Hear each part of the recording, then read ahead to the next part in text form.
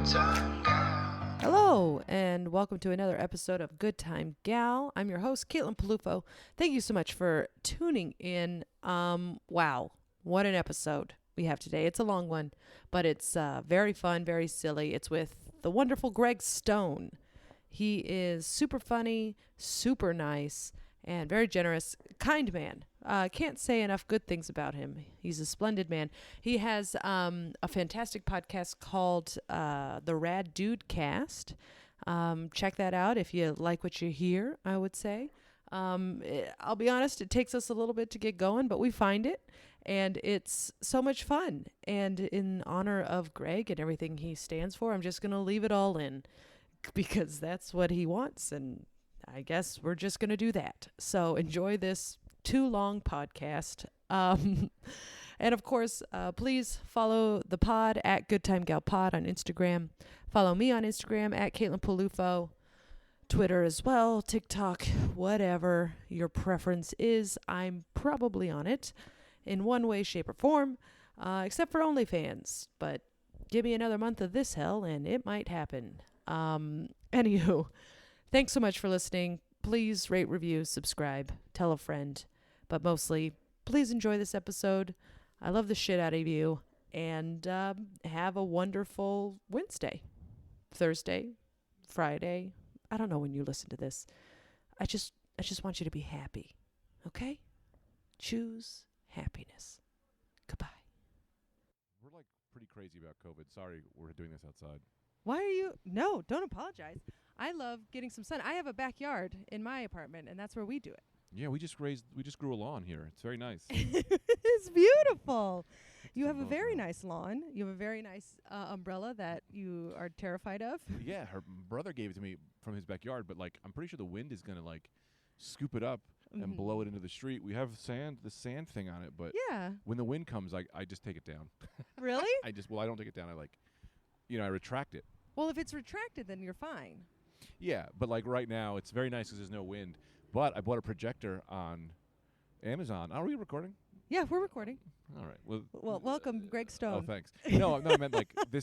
Now I don't know how to tell you this projector stories. It's not even that interesting. No, I want to hear it. But we got a projector on Amazon, and we're gonna sit here, and I'm gonna put because I have a green screen thing for when we do green screen stuff. So I'm gonna put the green screen there, but I have like a sheet, and then I'm gonna watch movies outside. That sounds wonderful. Yeah, it's like whatever. That's how you should do your summer. Projector was very cheap, so I couldn't imagine it's good, but we'll see. It'll do. We'll see. Does it project? I haven't opened it yet. It might not project. That's probably why it was so cheap. Well, I think it's going to be great. Is it one of those little box ones that you can like lay and see it on the ceiling? The box is this big. It's big. Okay. So I don't know how big this thing. I don't know. I've been tempted by a few projectors on Instagram, and they are those little little box boxes, ones. and then you're just laying in bed and you watch your Netflix on your ceiling. We have a house rule, and I would suggest you also do this rule. Okay. Don't buy anything off Instagram. Oh, too late. Anything at all. Oh, really? Everything I bought off Instagram has been a scam, broken, not what it's like, whatever. And I always fall for it because it's always the stuff I want. Yeah. And we get it, and like I bought a T-shirt, and then like I got it, and the shirt was like way too faded. It didn't really fit. Like one sleeve was bigger than the other. I bought this like CPAP nose breathing thing that like just almost suffocated me to death. I bought. Don't buy medical equipment. Yeah, don't buy medical. Okay, let's revise the rule. Don't buy medical equipment. That off shirt of sounds Instagram. kind of fun. It's a very unique shirt, all right? It knows where you flex. But the medical equipment, that's too far. Yeah, I always feel like everything is like on Instagram is someone selling a knockoff version of a real version. Yes. So I always check like, oh, this looks cool. What's the version of this on Amazon? Oh. I'll kind of just do that. Oh. 'Cause especially with those projectors. The projector one I saw was like $45, and then I looked on I found the real one on Amazon, and it was 50% cheaper. And I was like, oh, well, it's Amazon. So just I don't know. I'm not allowed. Right. I am not allowed to buy things. I have been like Tita has told me I am not allowed to buy No? anything off of Instagram. Okay. Yeah. Well, that's a good rule for her to make for you. Because Yeah. it sounds like you're like the next thing you're going to be like, hey. Sorry. Is that air conditioner bending in half, or is that just the way it's shaped? I think that's just the way it's shaped because there's nothing propping it up from the bottom. Like, is it bending the metal? No, it's not bending the metal. It's just heavy. It's like it's just tilted. Oh, okay. All right. Sorry. Okay. I got a lot going on. This in my whole mind. podcast is just all panic attacks. Yeah, probably. Maybe I You're should doing. take- You yeah. look great. Oh, thanks. Yeah, you're wearing Tommy Bahama shorts, Very fun. I love a flower short. I mean, now that I see the umbrella, it all makes sense. It's You're outdoor living living, your man. Tommy Bahama best. Let me tell you this is what I think is crazy. A lot of people in COVID have gained weight. Uh-huh. I kind of want to say I guess I'll say my wife has gained. This is the only reason I'm telling you this is she gained 10 pounds since COVID, or less. I don't know. I have lost 2, but what that really shows you is that how bad I've been eating outside before COVID started. That literally what would make a normal human gain weight has made me lose weight. So and she's down. I don't know if I'm supposed to say that on the line. I don't know if I'm supposed to say that. Well, she looks fantastic. She looks great. You can't tell. Yeah. You can't tell. I mean, this was the first time I've ever met her. It's all in her I've fat known head. you for years. What'd you say? I said it's all in her fat head. I was just kidding. Fat head? Yeah. Oh, I thought you said ass, and I was about to jump across the table and cough in your mouth. Oh, please. It wasn't a fat ass. I'd be going crazy. I wouldn't say it like that. I'd be like, it's in that fat ass. I'd be going crazy. You got to meet her. Not a lot of people get to meet her. She doesn't come out. No. She doesn't really come to comedy shows unless they're on the road. Yeah. And then also she doesn't like me posting anything about her on social media. So people just think I have like this fake wife. It's fine. She's fake no more. Not to me. No. You're one of the select few who's seen her. Very real. I waved at her from a distance and said, "Thank you for letting me in your home." We had this amazing moment today. I was in we went to this restaurant over here, and there was the door guy was like, "I love the Rad Dude Cast." But I was wearing a shirt, so I was like, I thought he just saw the shirt and went, "Oh, I love the podcast," like being like a guy. And I was like, "Oh yeah, the shirt, whatever." And I walked away, and then Tita was like, "No, he was a fan," and I was like, "No fucking way! I don't think I have fans." No, we do, but they're online. They're not like in real life. Yeah. Yeah. And so I go, "Let me find out." So I walk up to him, and I go, "Hey man, like, did you just see the shirt, or you like the podcast?" And he was like, "I'm now one of the select few who've seen Tita." And I was like, "Oh my God, that's so exciting!" Because we talk jokes, we'd make jokes on the podcast about how no one's ever seen her. No one will ever see her. And I was like, "Oh, so this guy actually listens to the podcast," which was like such a crazy, random thing. That's very sweet. Yeah, I don't know. Yeah, I guess it was like really exciting. It was Well, really I think very it's exciting. a successful podcast. It's successful, but it's successful enough to make 3 people Except that money. it is successful. Greg. No. Accept it into your heart. So here's the thing, You're right? getting recognized. You don't, in the podcast world, to survive, you don't need that many followers. If you could just get Patreon subscribe. So, this is like comedy, some shit that blew my mind with COVID that finally makes sense to me now. Was the whole idea was to get enough fans that whenever you go to different cities, people will come and pay tickets to see you. Right? That's how you had to survive. Yeah. But with a podcast, you don't need to fill rooms. You just need to fill one room, which is the Patreon room. Yeah. And if you can live off, you can sell out, if you could get 100 tickets in every city, Yeah. that's an insane amount of people. But all you need for a podcast is 100 people to like you. And if you just get 100 people to like you, that's a lot of money a month, and you can kind of survive a little bit. So we have a good following, but not enough to, you maybe get 1 or 2 fans a show, or 3 fans. I'm not really sure. But when you're online, that's the thing, right? So with these Zoom shows, I was like, oh, I can do well on Zoom because it's all the fans across the country. Yeah. It's like, but so what the fuck was I doing my whole life trying to get different cities to fill clubs when all I really need to be doing is getting an online fan base? Because I don't know. I mean, I know this is 5 years ago. People realize this 5 years ago, but I just realized it now. It's if you can just get, it sounds like shitty, but get money from your fans, but you can make a living off of fans. See this thing is shaking here. This umbrella is starting to move a little bit. I'm getting scared. Yeah, It's but gonna blow off. it's supposed to move. It's got a thingy for a reason, and if it falls on us, it's not going to kill us. No. Yeah. So So I'm just saying, if you can get to fill a club, you need 500 people in every city. But to make a living, you just need, I don't know, 100 people to support you online across the world.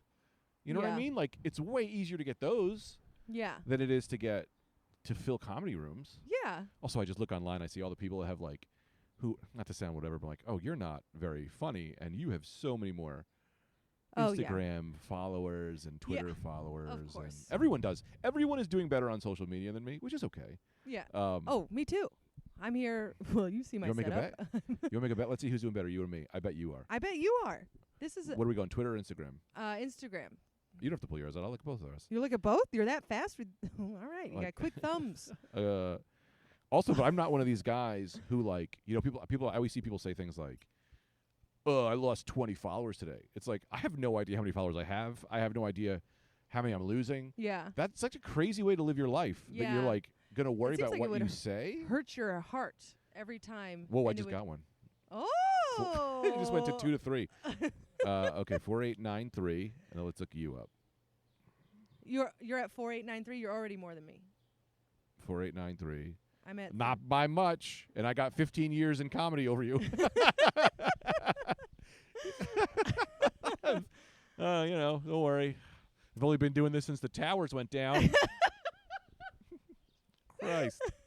Yeah, but I have boobs. It's different. Sometimes I whip them out.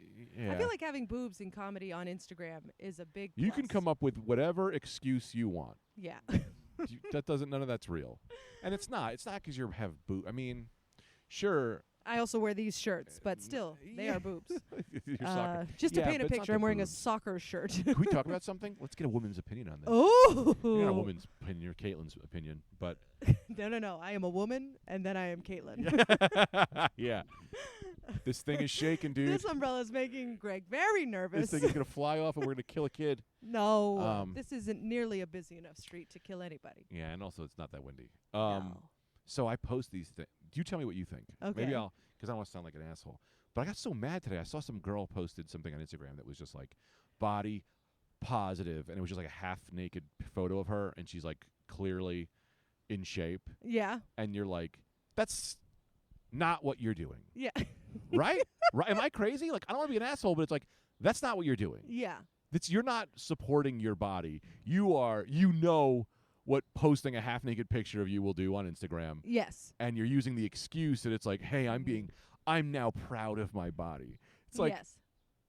I don't know why I'm so mad about that. I'm like, just tell me. Just be like, hey, look, guys, I need some followers. Here's some tits. Fine, man. The comedy is hard. Do what you got to do. You know what I mean? Well, that's what that's the woke, cry for, hey, man, I just need some followers. Yeah. Here are my tits. I'm body positive. That's what it is. Yeah, but the And body. then she starts an OnlyFans. That's let's parse this out. We're gonna get to that in a second because I've got something on not something, but I've got ideas on that. You got ideas? I mean, like, honestly, body positive, like, for women, it's a different beast because I look in shape, correct? I don't look fat. However, I am not the standard. I don't think so.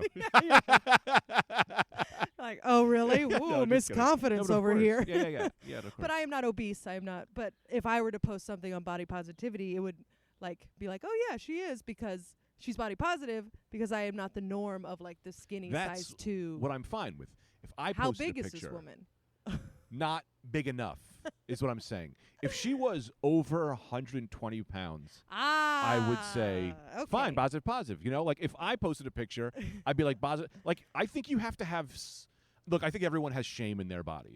But I think you need to be level 10 shame Yeah. to be doing body like I think you literally have to look at and I know that there's very attractive people who just look in the mirror and they hate themselves. Yeah. I'm one of those people. I know that like people swoon when I walk by. I Of look in course. the mirror and I want to vomit, but I know what I can do to women when they're around me. Oh, But like yeah. you can just see through it. Like I can't explain it. Like you can see through it. Like if I knew this I don't know, man. You can tell, right? I want want to know who this person is so badly. Oh, I can tell you. Yeah? I mean, I'm not gonna tell. I feel Yeah, bad telling don't you. just show me a picture. Slide a note. I'm not very good at editing, And if here's you a- can imagine. Not good at it. I'm great at it, but I've never done it. I refuse to do it. The things I'm gonna get canceled for. Oh, I have to follow her. Oh, you're going to follow her now? Well, it's about time. Well, I do like her as a person. Oh no, this isn't her. This is a porn model. Oh, Jesus Christ. Oh, what this a mix-up. all might be lies. I may have just seen. Okay, hang on a second. Now I just Oh. followed a booty girl. This is great. I have to write the word comedy after her and see if. Yeah. Oh, this is thrilling. And also, she's like a funny comedian. Okay, but maybe you just got her confused with a porn star? Is that No, what so I'm just like, I'm happened? wondering if maybe the person I was like, yo, don't be posting these pics like you're whatever, you're body positive, and like you're clearly just have insane. She actually looks a lot like the. I don't know how to find her. I have to. I'll just mouth it. Oh, she did? Yes. Very small person. Very small. Very and tiny. attractive. Mm-hmm. You know, and it's like, come on, what are we doing here? Yeah, no. That person is famous. Yes. And for being a pixie little thing. Yes. No. She doesn't get to be body That's positive. what I'm talking about. I see what you're saying now. It's what I'm talking about. If it was someone who wouldn't, you know, who 90% of the room wouldn't be like, I want to make love to this woman. I don't care about her personality. I love that you call it make love. That's so It's sweet. because you gotta love everybody. You're just a little romantic. I love having sex, so we're making love, man. Greg Stone. Yeah. We're It sounded like you were about to reset. Greg Stone. We're here with Greg Stone. introducing Greg Stone to the podcast. Yeah. But the fans, the only thing I'm like, I'm okay with that. Uh-huh. Also, I haven't let you talk once on No, your own you're doing podcast. great. This is fun. I'm I think, okay with that. Sorry. have you seen a lot of people since So, quarantine? Not really. No? I do a lot of Zooms. Yeah. I feel like I'm seeing people because I'm on Twitter, but that's not real. Yeah. I text people, but no, in person I've seen no, not a lot. No? No, not really. Yeah. You're all juiced up. I'm juiced. I'm Yeah. jammed. I'm jammed up. Jammed up. It's Yeah. exciting. Yeah. I the first time I saw people outside, I went to protests, and I was like, Yeah. you know. But then of course it's like, don't touch me. I'm wearing a mask. Yeah. Is that really you?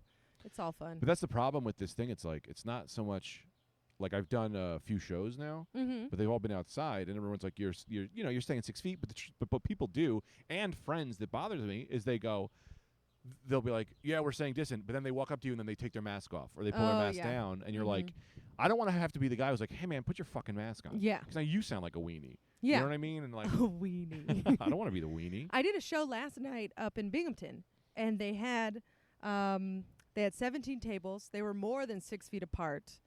People would buy the tables, so your group bought the tables, so it was like your household, Sure, the that's people fun. you've been coordinating. And then the stage was more than 6 feet. It was like 15 feet away from the tables. The bar was on the other side, and it was all in a parking garage, so it was open air. Oh, that's cool. But the ceiling was low enough that it echoed. And so Whoa. they seemed far away. You're like, oh, this is going to be awful. I'm not going to hear anybody laughing. But because the sound ricocheted off the roof, you're like, oh, this is like a regular comedy club. Yeah. It sounded like double the people were in there. That's it was great. very fun. Who- And I did 45 minutes, and it who was booked it? painful. It Bill was? Lake. Really? Yes.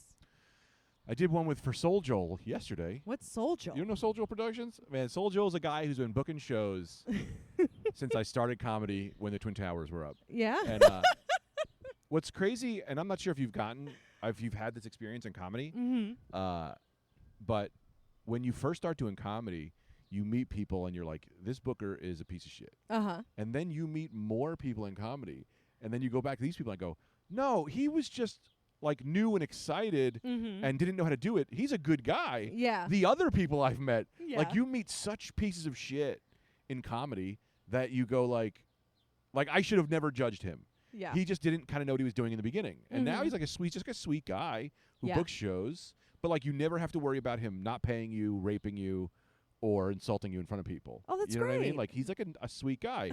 And so I look back and I'm like, I think I just didn't like him in the beginning. I never didn't like him. But I think I had issues in the beginning, probably because he just didn't book me. Or Yeah. like probably like I wasn't good enough, or he knew he needed to get names or whatever, you know what I mean? Yeah. But like Is he a comic? he it's like a booker comic. You know, he started doing yeah. comedy. Are any but of then, us comics? He'll open shows. Sometimes he'll do some time up front, and Yeah. then like I think he's perfect for what he does. Like Yeah. he'll like to host and then bring people up, which is great. He's like a really sweet guy, and you know, his only problem is maybe, you know, I don't know what his problem is. He's a really sweet guy. Anyway, he put the show on yesterday. We did it on the back of a flatbed truck in the middle of a parking lot. Yeah. And me and Louis Katz went, which is great.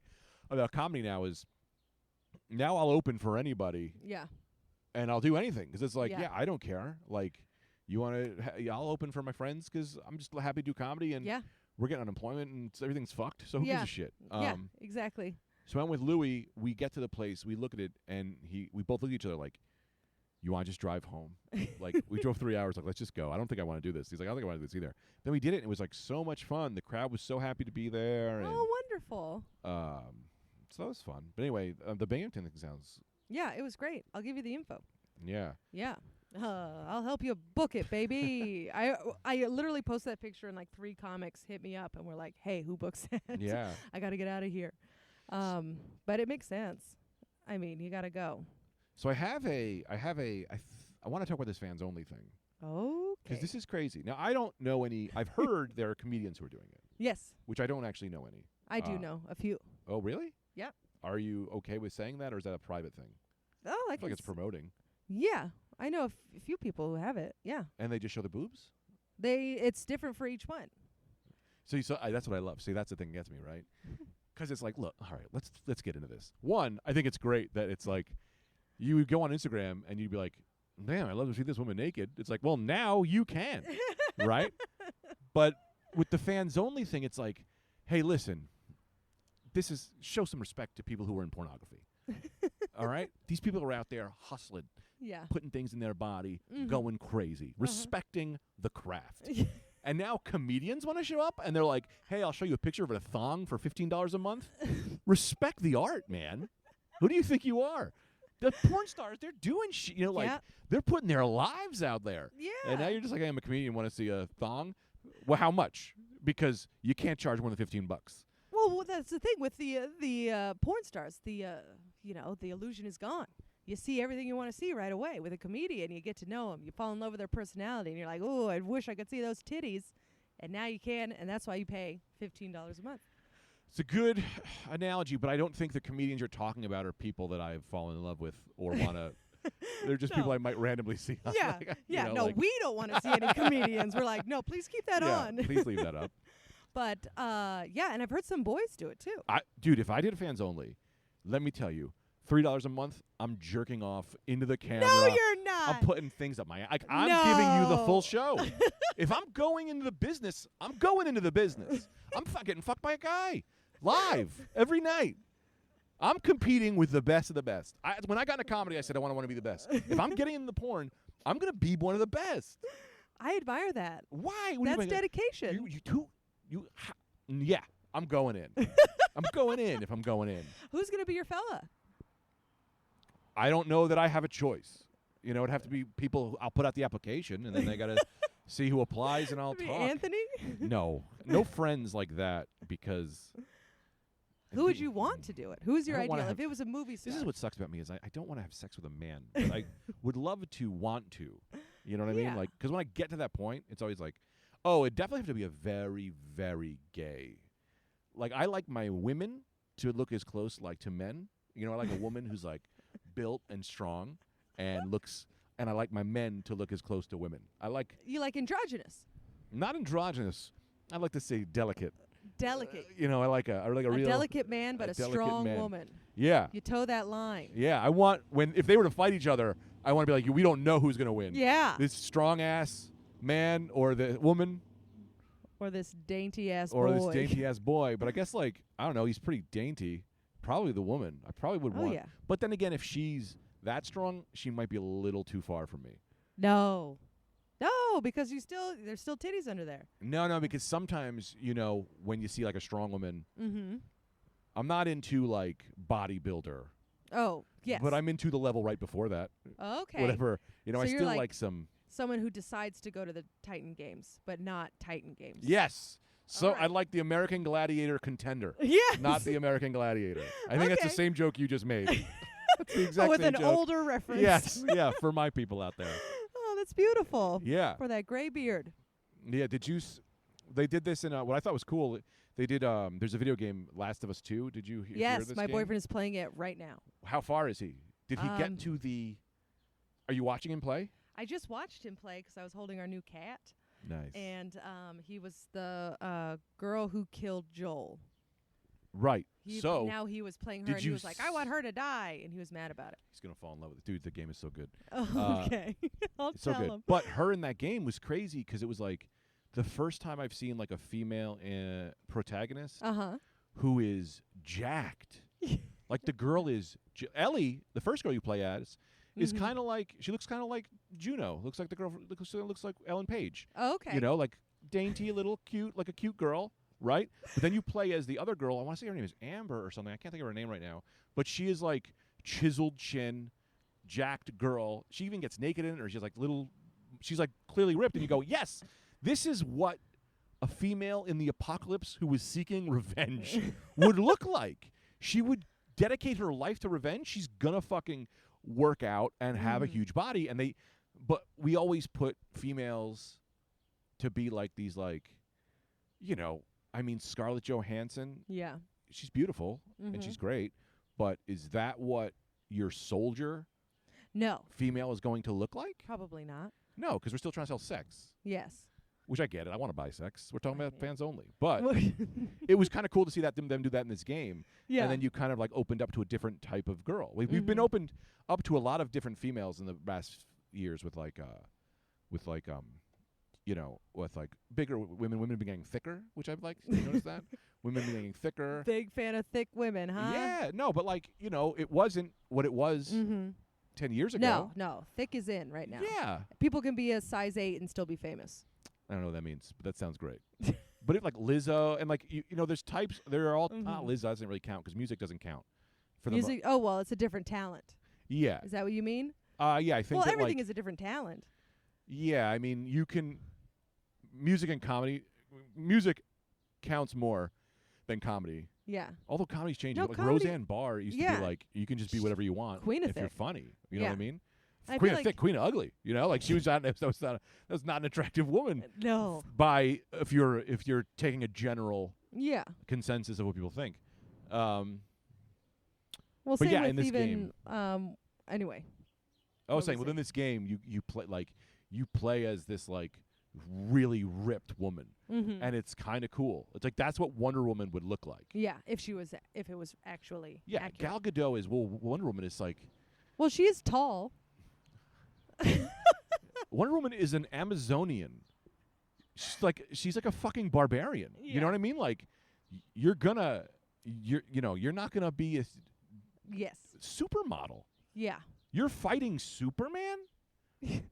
She's not fighting them technically, but like she's on par with the power level of Superman. You want to get someone who's big, I think, you know, and like I like what's her name? I like the girl who was in Game of Thrones, Brienne, you know, and she was I have no idea who that is. I couldn't watch Game of Thrones. Did you see Star Wars? Yes, I just saw Star Wars. Did you see? Well, you wouldn't know because she wore the all silver outfit, but she was like the lady who played.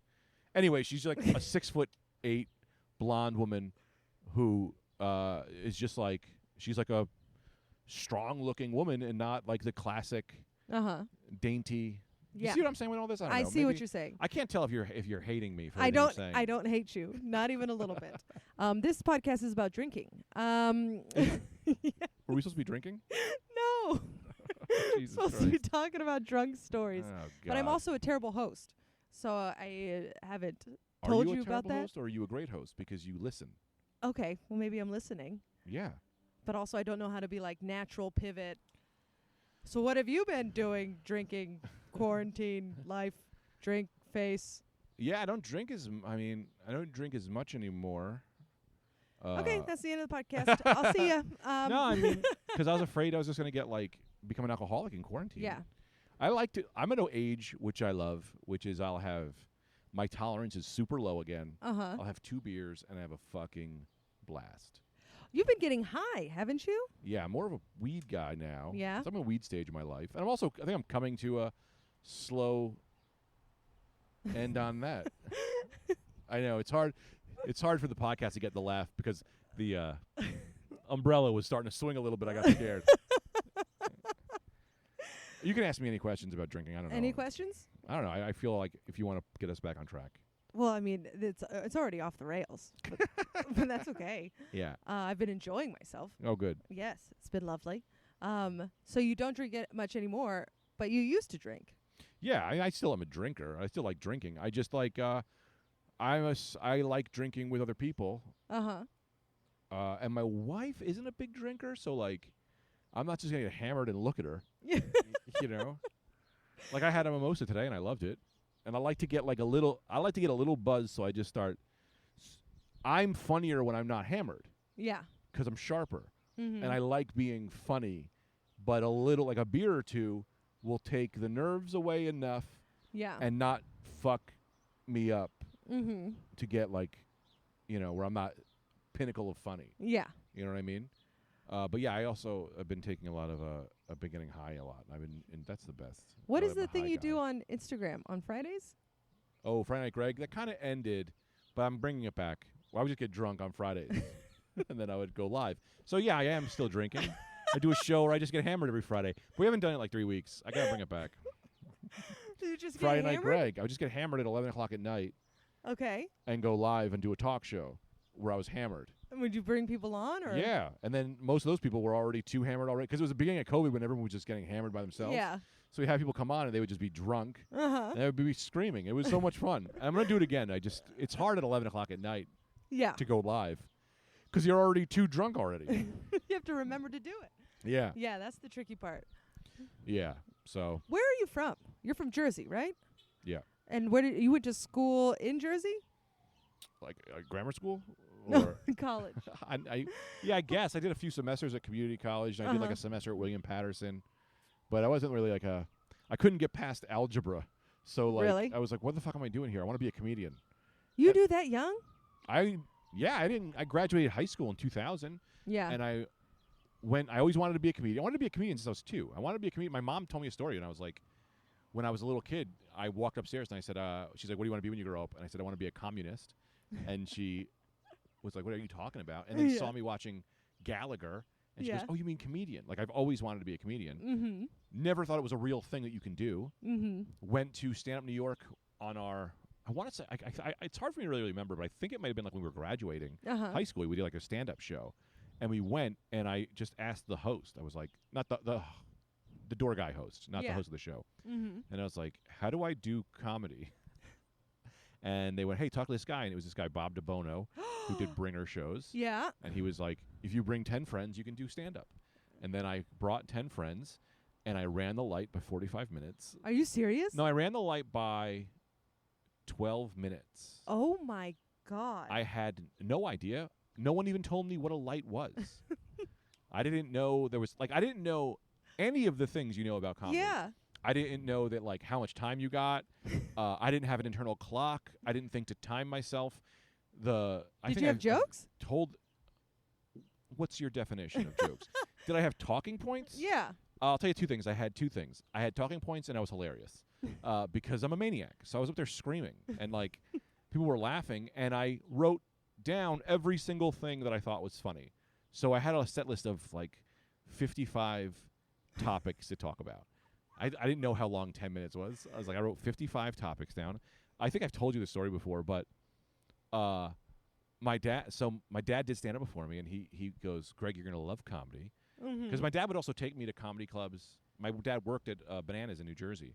So I would go to I know your dad. Yeah. Yes. I would go to, he would take me to see comedy shows. Mm-hmm. And, he told me, he goes, the one thing that's fun about comedy is you never know what's going to happen. And he was like, anything can happen on live stage, right? So they lit me at 10 minutes. Uh-huh. I was supposed to do 10. I went on to 14. Mm-hmm. They shut the microphone off. And then I said, oh, my God, anything could happen. The microphone broke. Oh, no. I need to keep going. Oh, Without no. a microphone. I put the microphone back in the stand. I put the stand away. Then I started screaming at the crowd. It's crazy. This is crazy, right? Then they at 17 minutes, they turned the music on. Are you serious? Blasting music over me, try to like they do with the Academy Awards. And I didn't even get it. And I was like, what? And I just started I just kept going. I was like, now I gotta dance. So now I'm dancing and screaming. And at 19 minutes, they shut all of the lights off, and the host ran up and pulled me off. And he started, he was like, what the fuck are you doing? You did 20 minutes or 22 minutes or something? And I was like, my God. And I was like, 22 minutes? How much was I supposed to do? And he was like, 10. And but I had 45 friends there. Yeah. The whole club was there for me anyway. Yeah. And I could see you would think I was being a dick, but I wasn't being a dick. I just didn't. You didn't know. It felt like it was 4 minutes. Yeah. But I was I was flying, buzzing through shit. Yeah. So Was then, your dad there? Yes. Oh. And I did a joke. My dad is very Catholic. I did a joke about how he caught me masturbating, but there was no porn. So he thought I was masturbating to the only thing in the room, which was the cross. So he was like masturbating to Jesus was like the joke or something. And my dad was like, "You can never talk like this again. You can never do any of that." He was like ashamed of me. Oh, He's like, "What are you doing?" And then so like I was like clean for like I was like trying to be a clean comic for like 5 years. Really? Yeah. And then I would be like a little, I guess like some curses or whatever, but like, and then like one day I just was on stage and no one was there, and I was like, man, I tried to stick something on my ass the other day, and like people went crazy, and I was like, yeah, this is what I want to be talking about. This is who I am. And I started getting dirty again. Yeah, no, I mean, not even, that's like just a dumb example, but like, yeah, for the most part, it was like, I like, but like you have to respect being dirty. You gotta like, I don't want to be dirty, but I want to talk about things that people feel uncomfortable talking about. Yeah. That's what I like. I like talking about things that people are like not exactly comfortable with. Yeah. So. Yeah, that makes sense. What was the question? Have I just been going? How long have we been going?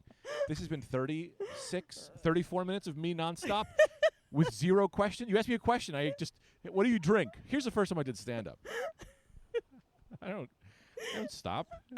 Don't have me on the podcast. You could have just said, "Hey, Greg, mail me you on a podcast. I don't need to be there. Just send me a file of you talking for 45 minutes. I'll introduce you." Fine. It's I love it. You're very fun. It's easy to listen to you. Sorry. Because I laugh a lot. Yeah, that's why I don't stop talking, because you're one of my favorite people to talk to, because you laugh at everything. So let's just get straight to the point. This podcast is about embarrassing drunk stories. Okay. Do you have any? Yeah, I'm trying to think. Of course I do. I mean, embarrassing drunk stories. Yes. Embarrassing. I'm trying to think of. See, that's the thing, right? I want to give you something good. So You already did. That stand-up story is fantastic. I can't believe that you still work Stand Up New York. I mean, they've had 15 different owners. Yeah, that's true. Also, it's a bringer show. They don't give a fuck as long as you're putting people in seats. Are you still friends with Bob DeBono? Yeah, we kind of laugh about it a little bit. I told him about it. We like I did like bringers for him after, and then I would do these New Jersey bringers. But my thing about embarrassing stories is that like, as soon as I'm embarrassed about something, I go, "You need to talk about this." So it's hard to say if I have any really truly embarrassing stories, because to me is something that I wouldn't talk about. So what's something that I won't talk about that's embarrassing? Well, there's one story I know that is it's not funny, but it's the one thing I'll probably. It's not even like, even if I tell you, you'd go like, just tell me, honey. I think so we all have these things that you look back on and you go, "Oh my God, in retrospect, what were you thinking?" Yes. That is embarrassing. Uh-huh. Oh, I can't even tell this. It's not, I'm so embarrassed about it, but I don't think it's worth the build I'm putting on it.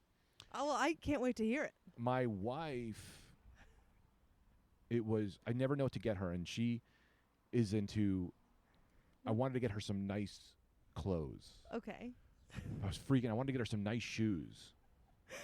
And, oh God, this is like, and so like, I didn't know which ones were nice. Okay. And I was at this store. Mm-hmm. And it's not even that embarrassing. I'm still embarrassed about it. But I had these two shoes in my hand, and I was like, I don't know what to get. I don't know what to get her. I was like freaking out a little bit. And I just looked at the girl. I was like, "Hey, I'm sorry. Can you help me? Do you like either of these shoes?"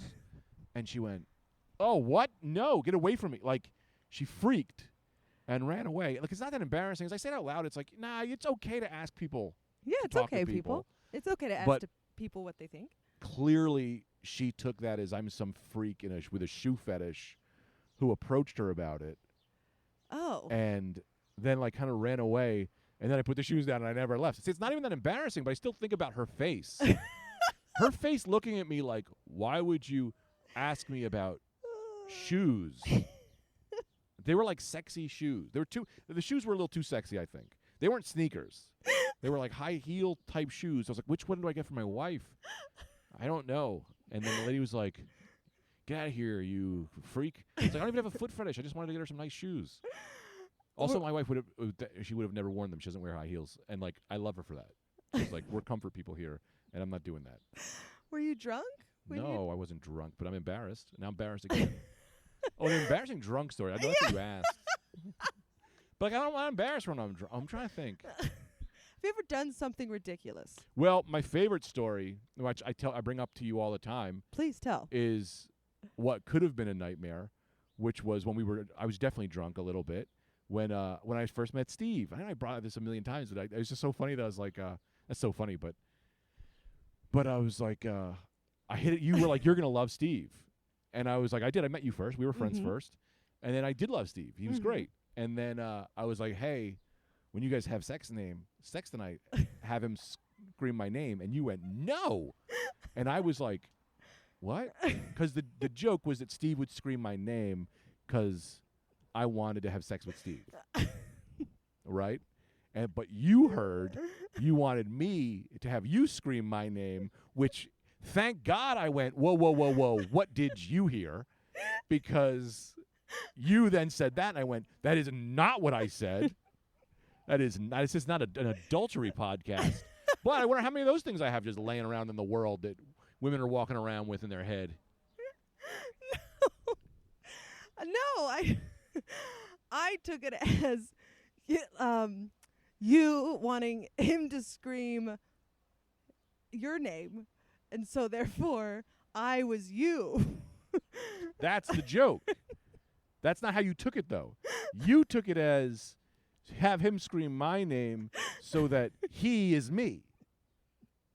And I was like, that is not what I'm asking. But thank God we clarified that. God, that was embarrassing. I'm trying to think of other embarrassing ones. I don't know. I get drunk. I get great. You know, I'm like, what's a great story then? I'm trying to think of a fun one that I haven't told on every single podcast. Man, I really should have came prepared. Did I write anything down? You probably didn't. I probably didn't tell you. What'd you say? Did I tell you what this podcast was Here's about? the thing. It's not that I don't listen. I don't remember. I don't remember. Let's see what you said. Yeah. Let's just talk about other things. God damn it, Greg. Have I been drunk around you? I had to have been. No. I've been drunk around you. No. What? Halloween Well, we've party? always done shows together. Right. Or been at shows, and you seem to keep it together during that time. We've never just like hung out at a beer garden. You know? I did I'll tell you this. It's a high story. Yeah, sure. It's not super embarrassing, but I will say I thought this was really funny. I was super stoned, walked out of New York Comedy Club. Walking down the street, I see the Pit.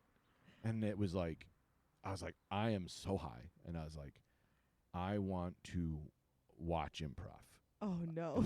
Dude, it was like 12. It was like midnight. It's like, I'm going to watch some fucking. And I said to the guy, I was like, I was like, can I do improv? And they were like, yeah, it's an open mic jam. You can come do improv if you want. Just go downstairs. It's $5 or something. I said, absolutely.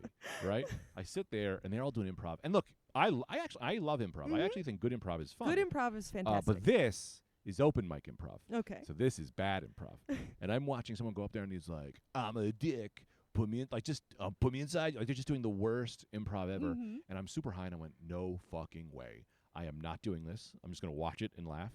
The improv host goes up, and he goes, hey, guys, I see a lot of people, a lot of new faces here, not a lot of people getting up. But that's the problem. Everyone gets up tonight. We're super supportive. And he just goes, you, and just literally points to me. Everyone else leaves. Like, everyone else is kind of like, I'm just by myself now. And he's like, you haven't got up. You got to come up here. And I was like, nah, man, I don't know, man. I don't know if I'm ready, right? And he was like, you're ready? Like, he thought I was a guy who was afraid about being on stage. He didn't realize I was a guy who was way too high to be on his own. And he's like, and everyone around me is like, do it.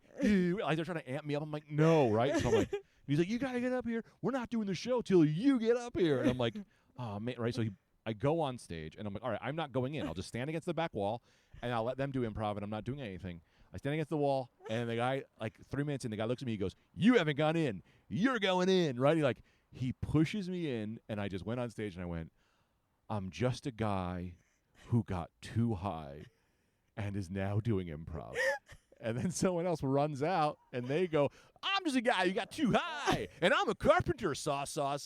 And some other guy runs out, and he's like, I'm just a guy who got too high, but I'm a shark hunter. Well, there's a shark. And I'm like, no, you guys don't understand. I'm really too high to be doing this, and I'm freaking out. And he's like, well, I'm freaking out. I got a shark. And then this other guy's like, but I'm a carpenter. I'm like, Jesus, what am I? Like, and he's just like, Just fucking, they're trying to yes and this, and it's literally not helping. They're literally putting me in full scale panic attack, and I start leaving. I went up and I was like, okay, but I am just a guy who's high, and I'm gonna leave. And they're like, well, we're all leaving, right? And they like, I left, and then everyone else. I don't know if they all left, but like, I just walked outside, and I was freaking out. But no one I think a few of them were like, that was high art.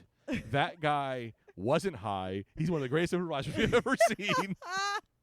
He committed to that character. He knew exactly what to say, what a high guy would say.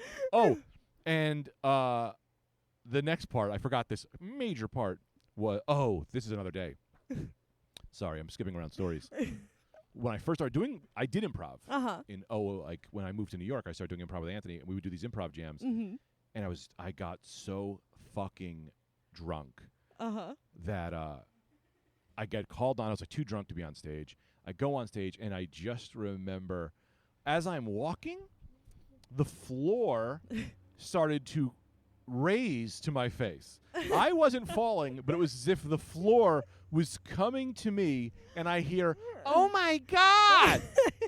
I was then laying on the floor, and I was like a fish, like trying to get my arms around, and then people are improvising around me like, they're drunk, I'm a carpenter, I'm a fit. Like, they're like improvising around me, and I was so drunk I couldn't get, I was like one of the drunkest I've ever been alive, and I was just screaming on the floor, and then Anthony, I think, came out and like picked me up and like carried me home, but I was so drunk that they told me that I just went out and because I like a few months later, I had an improv class with somebody, and they were like, I saw you at UCB, and you came out, screamed, "I am the king" or something, and then fell flat on your face, and then no one could get you off stage. They said he was like, no, some Jim Croce looking guy grabbed you by the leg and dragged you off.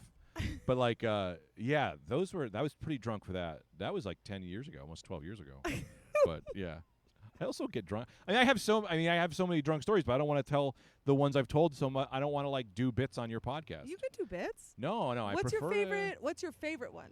No, I prefer to just be real with you. Okay. Well, that was very fun and funny. funny. I have a story about Michael Bolton. I got drunk with Michael Bolton, and you can. You got Google drunk that. with Michael Bolton? Thank you. Sorry.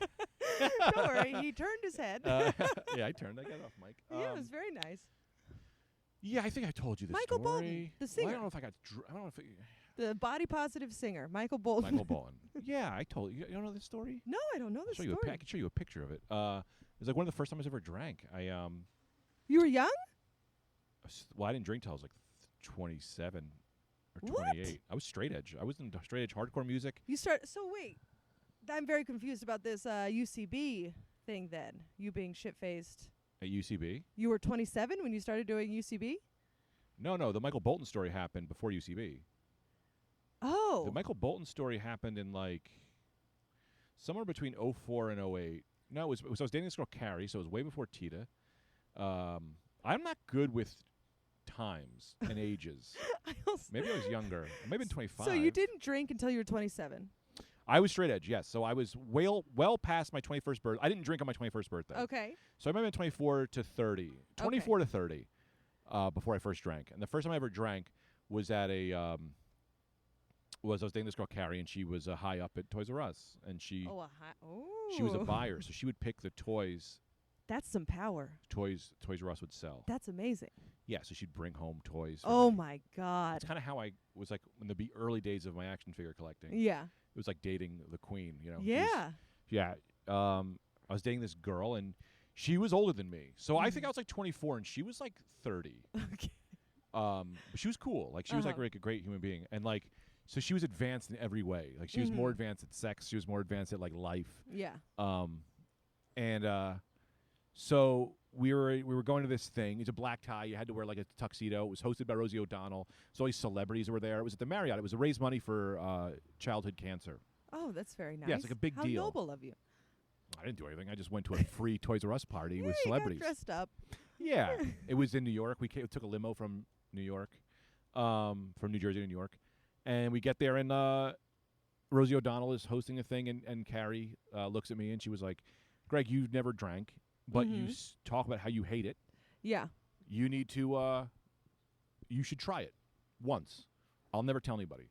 She was like, because the thing about being straight edge was, if you break edge, everyone like hates you and you can't go back. And then What? Yeah, the whole thing about being straight is like you're straight edge for life, and then you have all these friends who are straight edge. And if you break edge, they're not your friends anymore. That's so mean. That's like a cult. It's a horrible, horrible thing. Oh. But also, I will say the friends I had that were straight edge weren't really like that. Oh, We okay. were more like, yeah, we don't drink because we grew up around alcoholics and problem people. Yeah. So it was like I wasn't the kids I was straight edge with that were like that. I don't know anymore, Yeah. so I don't even remember them. Yeah. But I have some friends who was straight edge with who are like they still don't drink, but we're still like friends. Yeah.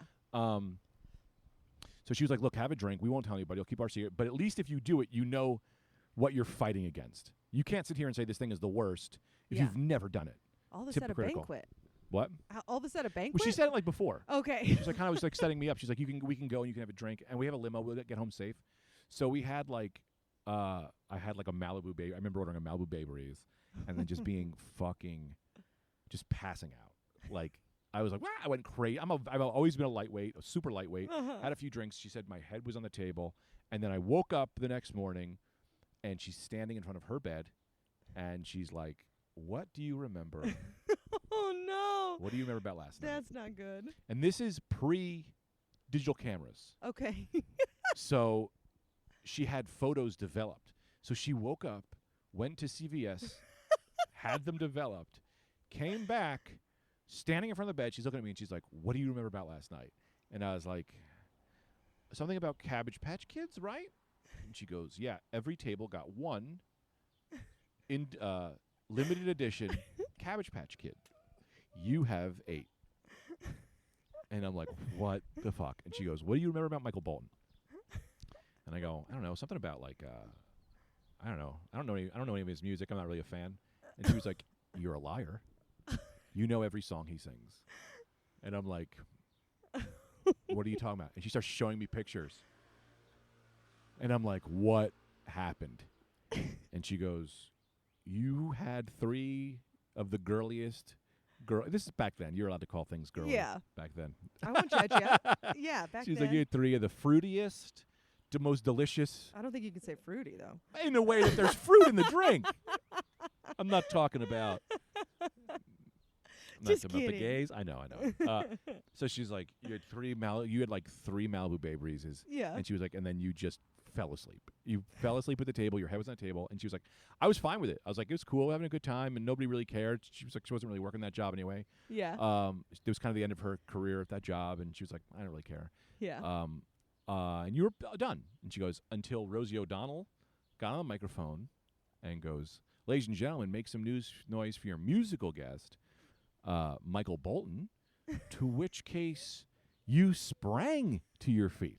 You went from dead to like gymnast. Like you just jumped right to your feet.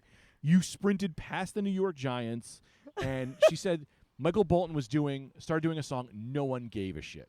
No one cared. Like this is before the SNL Andy Samberg made him look cool again. Yeah. No one gave a shit. And she was like, "You were out there and you were fucking jamming with him. You jumped on stage," which was actually like just a rug that was like off to the side. She was like singing every word to "When a Man Loves a Woman, You're Going Crazy."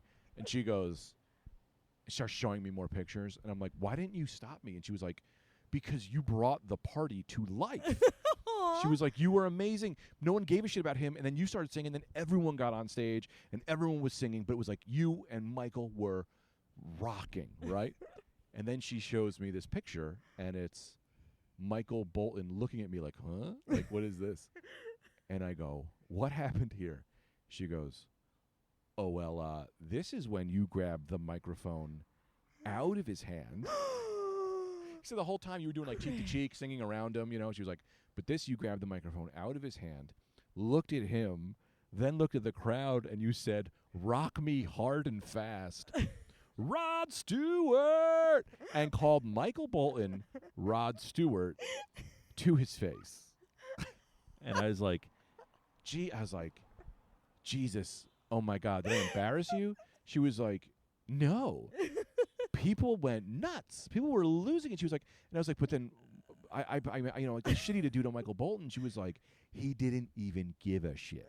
like I'm surprised he didn't just start doing Rod Stewart songs. Like she was like, you guys did like 3 more songs. He had a great time. People went nuts. You went back to the table and then passed out again.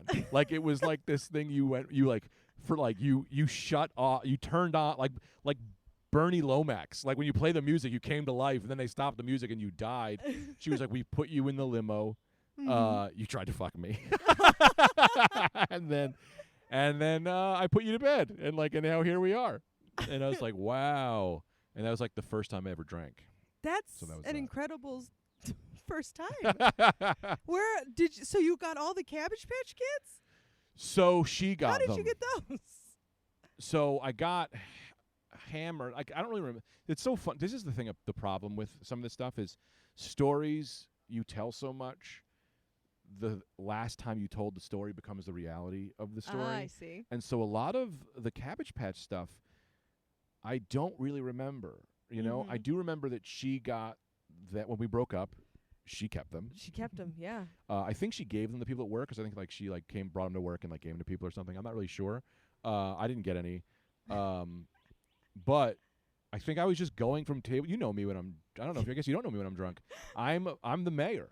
I go from table to table. I think what happened was I was betting people things for their Cabbage Patch Kid. I was like, if you for that Cabbage Patch, I'm gonna eat a fork. And people would be like, eat the fork, Greg. And I eat the fork and then get the, and then they I was winning their Cabbage Patch Kid from each table. And I only know that because I'm known for doing that at weddings. For I will go to each wedding table multiple occasions, and you know how people have each wedding table gets the thing? Yeah. What are those things called? Like a centerpiece? Like a centerpiece? Yeah. Hundreds of times I've gone hammered. They call me Uncle Sloppy at weddings. I go to a wedding, I go, centerpiece is I'll make out with grandma for that centerpiece. And people go, make out with grandma. I'm just an animal at weddings. Yeah, I feel like you were the original wedding crasher. Not crasher, but the center of attention. Yeah. Fun guy. Yeah, I'm Uncle Sloppy. Sloppy. Dude, it's you start the timer before my tie is tied around my head at a wedding, and my button-down shirt is off, and I am first one on the dance floor, last one to leave. I've had people who I don't even like that much invite me to weddings and be like, not that they don't like me, but they're like, hey man, you don't gotta bring a gift. Can you just bring it to the wedding?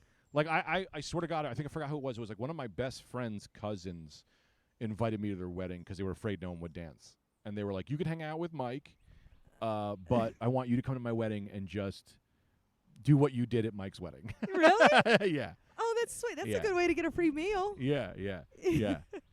So that's happened multiple times. Did you ever make out with a grandma? I have one story. I have one story about that. Okay. If you'd like to hear it. I don't know how we are on time. You're doing great. Year is 2017. Are you sure? No, but it was around a few years ago. I'm at Mohegan Sun, and I'm doing a joke about being high or some bullshit. And anyone high here? And this old lady raises her hand. This old lady in a wheelchair raised her hand. I go, fucking hey, grandma, you're high. She was like, I'm high as fuck. And she was with this. She was 80. She looked like she was 80, and she was with this 50-year-old gay guy. Yeah.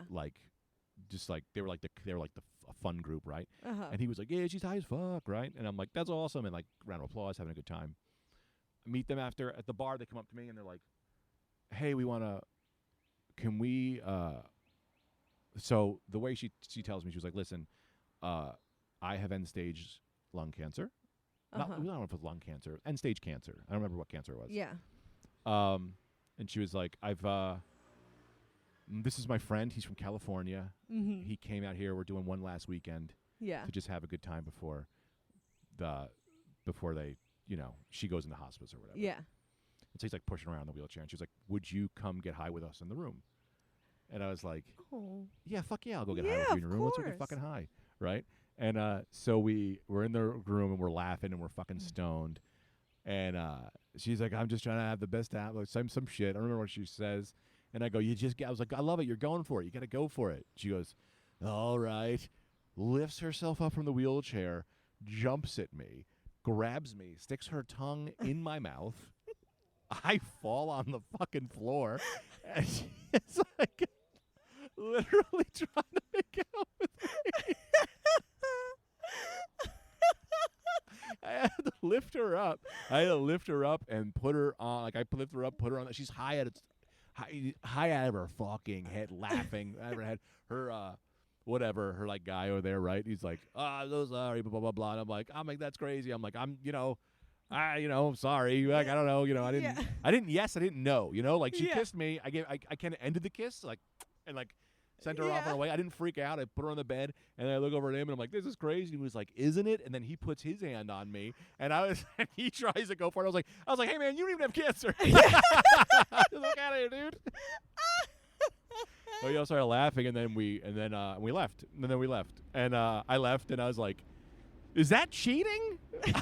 I was like, I think I called Tita and told her like immediately, and then I was like, "I don't know if that's cheating," and she was like, "I don't know. You didn't make out with her. Also, she's dying." Yeah.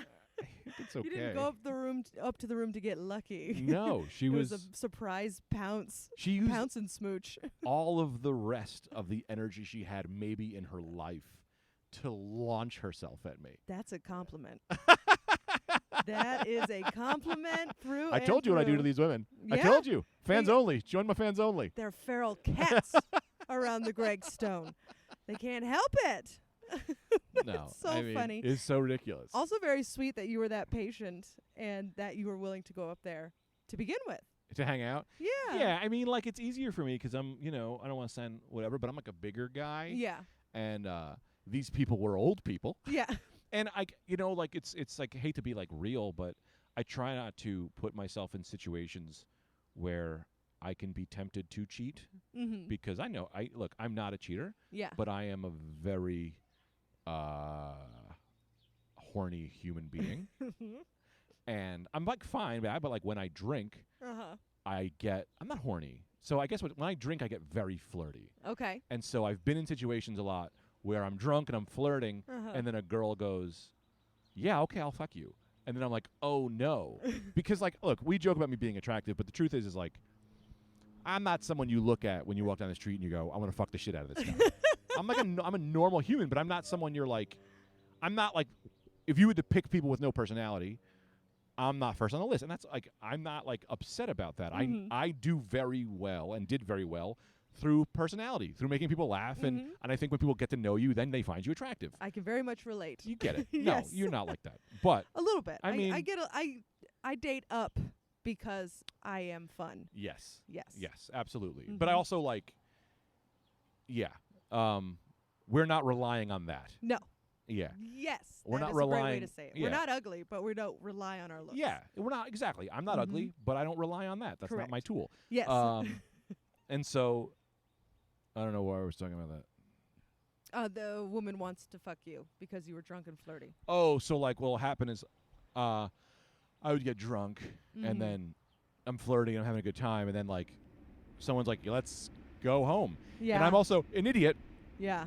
Whereas I don't usually, I got to train. That's the thing about doing the podcast outside. Yeah, I'll do a little don't know if they thingy can at hear the that. beginning and be like, it's outside, it's COVID, you know Yeah. what, it's fine. So I won't like, I will get flirty when I drink, and then sometimes whatever, but also I'm not a cheater, but it's easier to cheat when you're drunk. Yeah. And so I had like I would say like one or two situations where I'm drunk, having a good time, and they're like, "Let's go back to my place and fucking get high." And I'm like, "Yeah," and then all of a sudden I was like, "Oh, I'm in a situation right now that I didn't realize," and I got up and I left, and I just went, "Oh man, I'm having a great time. I'm too fucked up. I gotta go home," and I just left. And I went, "Greg, your mind was sold on cheating. Like your mind was not cheating. Your mind was going to fuck. So you can't put yourself in those situations. So like, don't put yourself in those situations, and you won't be bad, right?" Yeah. So I can't believe I'm admitting all this on this podcast. I hope you don't have a lot of followers. I'll never tell. Yeah. So I don't put myself in those situations. So like, I lightened my drink. I only drink around like people I know don't want to fuck me, and I don't get hammered or put myself in like those situations because I don't want to you know, like it's easy to not cheat if you're 5 steps ahead of yourself. Yeah. And I know my mind bad. My dad fucking made a comment the other day. I forgot what he said, but he was like, it's in our, like, he said something about like, yeah, you know, we love women. It's in our blood. And I was like, you too? Oh, like, no. He kind of like slid it. I was like, is it you too? I was like, do the Coraluzzo men have this just like, because I think it's just because we're flirty. We're very like. You're very vivacious, very accepting and inclusive. It's you're very fun. You're a fun person. I've never met your father, although he seems like a good time. He's a blast. Sober guy. Had to be sober. Yeah. That's what happens when you're too vivacious. Yeah. You get so fun that you gotta not He drink. wasn't intimidated by my comedy, which says a lot about a dad. Usually dads hate my comedy. My dad? Your dad saw you? at Bananas. So you did meet him. I didn't meet him. Yes, I did meet him. Yeah, if you were there, yes, you did meet him. He was there. But briefly, he was like, "Oh, my son's a comic," and he didn't tell me who you were. And then you reached out to me and said, "Oh, my you dad weren't saw opening for you." me there?" No, I opened for. DeStefano? No, who did I open for? He's an older guy. Shit, Italian. That's my impression. Wow. If you weren't Italian, I'd throw you off this guy. Yeah, no, he's no, I'm kidding. Italian, lives in L.A. now. We're going to get there. We're going to find it. Started with, like, Seinfeld. Started with Seinfeld? No, he's older than Seinfeld, sorry. God, fuck. I can't remember his name. It's not. This wasn't a guy you were opening for. You were just working for the club. I was just working for the club. Yeah, okay. I don't know So he's him. not really in our zone. No. What was he in? Was he in anything? I have to know who this is now. Not what's his name? Not Dom Irrera. Yes. Oh, really? Of course. That makes sense. My dad goes to see Dom every time. Yes. Wow, you got to open for Dom Irrera? Yes. That's one of the guys I want to. I've never gotten open for that. Always wanted to. He was a delight. I was featuring. He was very nice to me. Also did not give two shits about me, which was fine. And I remember the guy who hosted. You know how they want you to do like, okay, the host does 10, I do 25. And then the host goes back up and does like another 5. Another 5 for no reason. For no reason. And he went up to bomb for 5 minutes. And it was a joke about someone dying of cancer. And Dom was like, he went up and he was like, "What the fuck?" And he Way to just reset the ripped on room. him for like Really? a few minutes and then told the manager of the club the next night, the host came and he was like, "So apparently I can't do that joke anymore." It was so funny. That annoys me a little bit because I love Dom, but let me tell you this. When I open, you do whatever the fuck you want before me. You said that. I've opened for you, and you said that. You're like, Yeah. I don't care. Yeah, what the fuck? Dom is a killer. He can kill. Also, if you do a thing about cancer, I now have something to riff on, which I love. I'm not sure. I'm not 100% sure Dom told the management or if the management just heard Dom making fun of it and then told him. That's what happened. That's what I happened? guarantee it Okay. because I love those people at that club, but I know how they are, and they would do that. I could see Denise being like, because she likes to run things the way she runs things. Very old school comedy like that. Yeah. I know a few like managers who are like that. They're like, if you go upstate, make sure that you know, they tell you how to host. The first time I hosted, I was opening for Gary Goldman there. Yeah. And it was maybe my second paid gig of my life. Sure. And I was running late, and it was terrifying, and the room was sold out. And I get there, and right before I'm about to go on stage, she goes, "Okay, and no cursing." Right, yes. And they I was do like, that there. "What?" And they were like, "No, shit, piss, fuck, cunt, da, da, da, da, da." And she listed off all these words, and they're doing the intro music. And I was like, and I maybe have 10 minutes at all. Yeah. And that was when I discovered how to do crowd work. Can I tell you I have write that story down. Okay. Replace your name with my name, and then replace Gary Goldman's name with Nick DiPaolo. I was literally same thing. Running late, get there, and they go, no cursing. Nick DiPaolo walks on stage, looks at the banana, and there's like a monkey drawing, and they go, looks like Obama's here. And I went, I'm not allowed to curse? He just called the sitting president a black man a monkey. Oh, my God. Yeah. Did the crowd go wild? I want to. It's funnier to say the New Jersey crowd did. I don't, But but I I think a don't bunch know of if that people crowd would.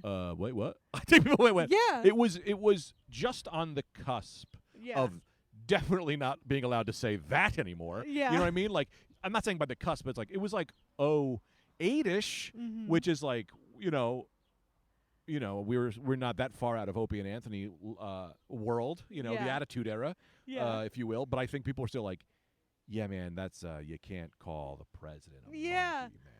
Oh what are my you doing? God. But it's also funny. It's like, well, you can't because it's racist. But also, like, the things I say about our president now are. Yeah, but also in the way he carries himself is much different than the previous president. Yeah, but also, I mean, I hate this president. Yes. But the things I say about this president now are, like, this is a wild point I'm about to make. Wild point. A racist comment is less personal because you're not talking about that person. Yeah.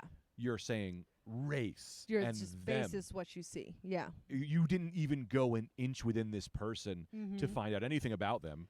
You're just acknowledging racism, which I'm not saying it's better. I'm saying racism is horrible. Yes. But the things I say about the president now are so absolutely personal. Yes. You know what I mean? It's way more like, oh, you're a horrible human being. Yeah. And this is Polititalk with Caitlin. But I don't know. There was always something to that about race to me that always was like, when people say race shit about you, it hurts, but it's also like, it is ignorant. It's like, you don't know. I'd much rather you say, I fucking hate white people than, Greg, your comedy isn't good. Because that means you've done your research. Yeah. And it's real. You know, like, and I'm sure I'm a you white guy. disagree with my heart. Exactly. You get what I'm saying though. Like with the it's like, look, I'm not saying racist. You get what I'm saying. Yes. But I'm saying like, but there is something about like, I used to say that about hecklers. Like you get a heckler and people will be like, say like some shit. It's like, I'd much rather you heckle me with like, this is why your mom doesn't call you. It's like, Jesus Christ, dude. It's real. Yeah, if you just tell me, like, you're stupid or something like, it's like, oh, sure. Yeah, I hate women aren't funny. Yeah. It's like, yeah, you're talking about women, and I haven't even got on stage yet. Yeah. But if they're like, Caitlin, your sister died, it was your fault. Yeah. Be like, It's like, well. I think it might have been. How did you know? Extremely personal hecklers. Yeah. They exist. Yeah, Jesus. Those are the comments of your late night set. My late night set never happened, old friend. It'll happen. I don't want it. I don't care. You don't want it? No. Not that I don't want it. A late night set now would be something if someone offered it to me, I would take it. But I'm not submitting anymore to those things. I'm kind of over. Look, this is going to sound like shitty. It might sound shitty. I understand the need of wanting minorities and women and all that, and I'm for it. So when people look at me, I've had a lot of people, I've had Comedy Central look at me and say, we're not taking things from white people right now. That's, yeah. And I mean, this was a few years ago, but the thing is, like, I'm okay with you doing that, but I'm not okay with you telling me that. Yes. I don't know, like, don't call me in. I had IFC also tell me to my face. They were looking. I told you that's another like an amazing story. But IFC at the I don't want to. Go ahead. Let it out. I can always cut it out. No, I don't really care. I just feel like how long are you doing on time? I feel like You're I'm doing fine. No, but I'm not going. You're over doing fine. I got called into a general meeting at IFC. And I've told the story a lot, so it sucks because if people I haven't heard it. Okay. I get called. You're telling me, your friend. Yeah. All of these stories are new to me. I've never heard any of them. I get a general meeting at IFC, and those are exciting at first when you first get them because you're like, whoa, I'm going to be famous. Not knowing that, no, this is just them telling themselves they have jobs. Yeah. Like, this is them just being like, I have a job and I need to prove I'm doing something. We'll listen to anybody. So the meeting's at like 4 o'clock or whatever. I have to take a poop. 4:03, I walk out of the bathroom, and the two of them are standing there, two females, and they're like, are you ready, Greg? And I'm like, Jesus Christ, did I just ruin my career over taking a poop? And they go, we don't have the ability to ruin your career. And I went, okay, this is already awkward, already very awkward. Yeah. And I go, wow, that's weird. I was like, weird, I was like, wow, I got very Norm Macdonald right there. But I was like, yeah, all right, okay. So I go and I'm like, hey, look, we should reset this a little. I feel like that, like I was trying to be funny. You didn't get it. It's like, should I tell a joke, make us comfortable? You know, like I'm completely sarcastic saying. And she goes, if you'd like to tell a joke, you can. Oh my God. And I went, okay, all right. So we go back into the room, and they're like, tell us about yourself. And I went, well, I'm the funniest comedian in New York. He takes a pencil and writes down funniest comedian in New York. God. And I went, this is fucking crazy, right? And then I like, it's not going well by any accord. It's not going any well at all. And then I go, it's IFC. Uh-huh. I mean. So I make a joke. Yeah. I go, can't wait to fight Brock Lesnar. Brock Lesnar, IFC, was an IFC champion at the time. And she says, the rapist? Oh, Jesus Christ. And I went, what are you talking about? Oh, I said, I can't wait to meet Brock Lesnar. Uh-huh. And she goes, the rapist? And I go, what are you talking about? And she goes, the other one kind of catches. She goes, wasn't Brock Lesnar the guy who raped that girl behind the dumpster? No. And I went, that is Brock Turner. Mm-hmm. Brock Lesnar is a professional wrestler. And I said, I'm out. So I went, what are you guys looking for? Yeah. I'm done. What are you looking for? Maybe I can give you something.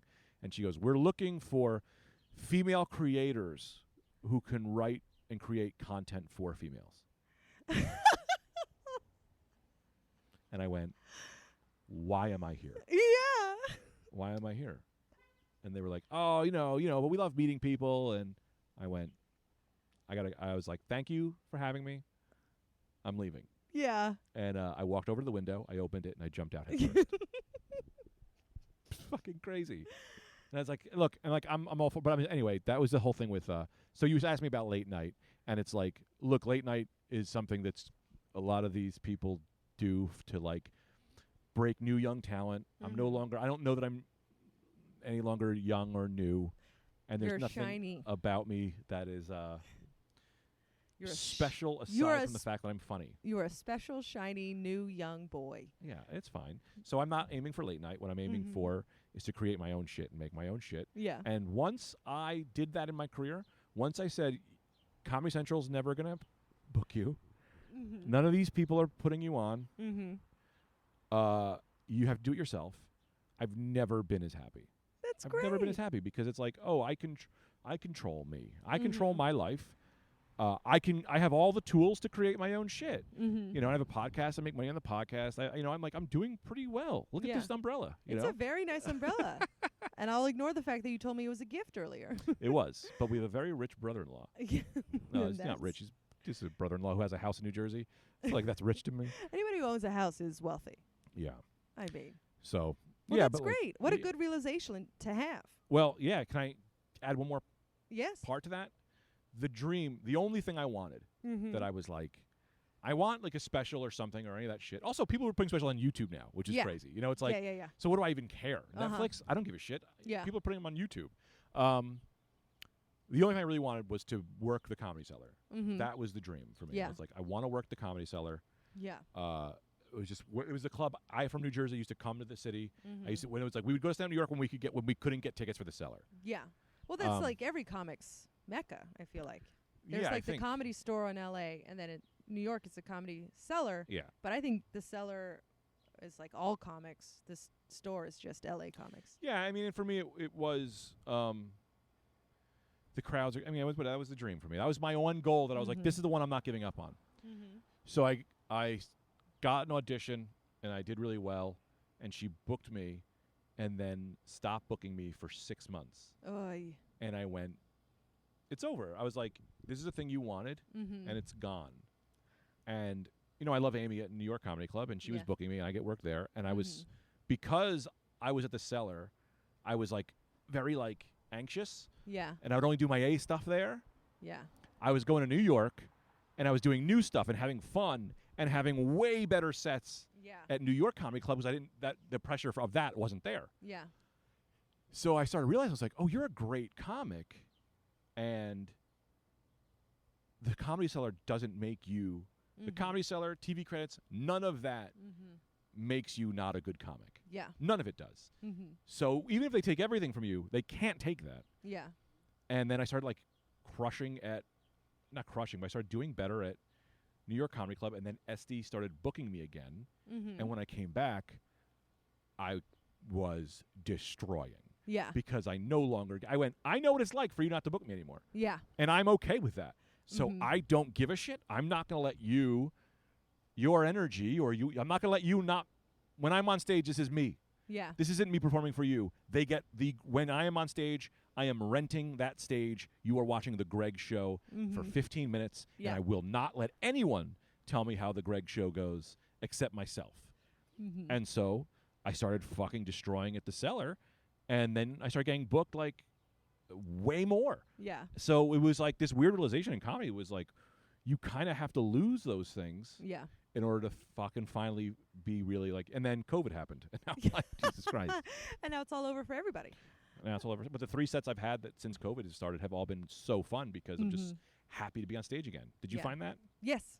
It was a joy. I was so nervous about filling the time, but once I got the rhythm and was present, it was the moments where I was present. I was like, this is a blast. I'm so glad I didn't give up and move to Indianapolis and just start a farm, Are you know? you from Indianapolis? No, I just like the town. It seems nice there.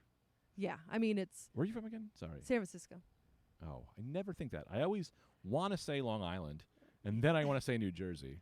I know. You and Anthony are both like, Jersey girl. You're a I'm very like, Jersey nope. girl. You represent what we are. You seem very I think that's why, Anthony, I like you. You're very like, you seem like a very hometown girl to us. I am. But it's just a different Just not as- hometown. Yes, we are all from hometowns. Well, a Greg, hometown. I feel That's like it. you just left with like the most positive thing in the world, minus the COVID thing. But like, Oh, right. you really did a nice, like, I'm happy with being Greg. Yeah, isn't that the dream, though? You know what I Yeah. mean? Are you happy being, well, I'm almost there. talk about it on your own podcast. I got a cat. I know, right? Jesus Christ. My No. mouth is dry from all the talking I did. You did a wonderful job. This was very entertaining. Well, yeah. We thanks got for- there. Yeah, we never really told it. Oh, yes, we did. Yeah, we told a few. We got a few gems in there, babe. Yeah. They're wonderful. Oh, anyway. Well, Thanks for having me. Thanks for doing it. Thanks for letting coming me to my home. Well, thank you for letting me come. I know it's strange. It's Yeah. a strange time, and everybody doesn't know what's happening, and everybody's very nervous. So I very much appreciate it. Yeah, but I'd say the one thing better than doing Zoom shows is having the podcast studio come to your house.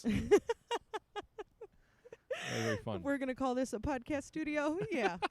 Dude, that's the new Zoom H4n. Yeah. Well. That's, that's a Pro. Yeah. don't know what Well, that you is. know it. I know 2 functions, on and off. right. Speaking of that, we gotta go. Thanks. Good time girl, didn't do her a good time girl, didn't do her a good time girl, didn't she's a good time